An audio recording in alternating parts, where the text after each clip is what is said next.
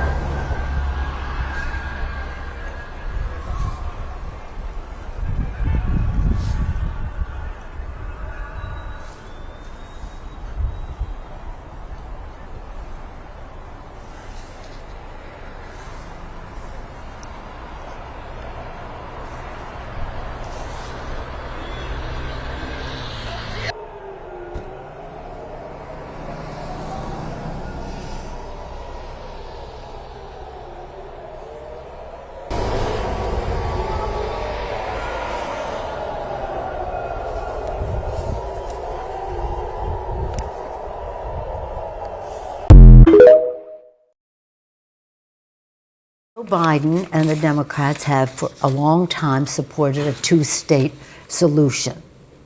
A two-state solution. A solution is the key word, not a two-state anything, a two-state solution where these countries, people can live in peace. And do you still think that that is credible? Well, not with Netanyahu. No, I don't think he's ever believed in peace or the two-state solution. I'm just very, very disappointed. The U.S., we've always supported Israel. It is our ally. We shared values. It was in our national strategic interest to support Israel. We continue to support Israel, but not the deaths of so much collateral damage. Now, there are those who say the Israelis are taking very great precautions. Well, clearly not enough. If the U.S. government had put pressure for a two-state solution, this was what, 1991? What, was that when we had the meeting at the White House? 93, the handshake. We thought we were on that course. Then, when Bill Clinton had the leaders at the White House. But I think the leadership of Netanyahu all these years has been counter to that. Mr. President, what do you say to Vladimir Putin's threat? I say to you, be quiet till I speak, okay? That's what I say. Good idea?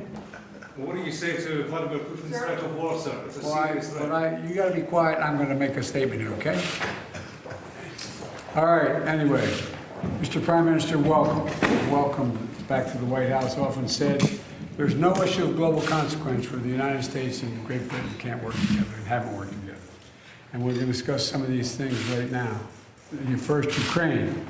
I want to thank you for the UK's leadership in this front. The United States is committed to standing with you to help Ukraine as it defends against Russia's onslaught and aggression. Clear that Putin will not make it clear Putin will not prevail in this war, and the people of Ukraine will prevail. I don't know if you know this or not, but your wife and I were on the cover of the New York Times Magazine this week, along with about 28 other people. And the question was whether Donald Trump would be able to jail the people he said he was going to jail. So does she think about that? Do you think about that? That if Donald Trump wins, if he's good on his word, he could arrest her and jail critics? We don't think about that for ourselves. We think about it for every single other person in this country. You know, she put herself out there, and that comes with the territory. Mm-hmm. And so we're willing to take anything that's thrown at us for our country. We love our country. We're patriots. We care about the future of this country, like I know you do. And so this is why we are going to fight like hell for these next 20-something days for our rule of law, for our Constitution, for our democratic ideals, not someone who's going to talk about, weaponizing the Department of Justice to jail perceived enemies and to go against a free and fair media. This is all the stuff that people need to understand and not get sucked in by this fog, this Trump fog that's out there of disinformation, misinformation, this perception that he was somehow good on the economy when he was president. He was not.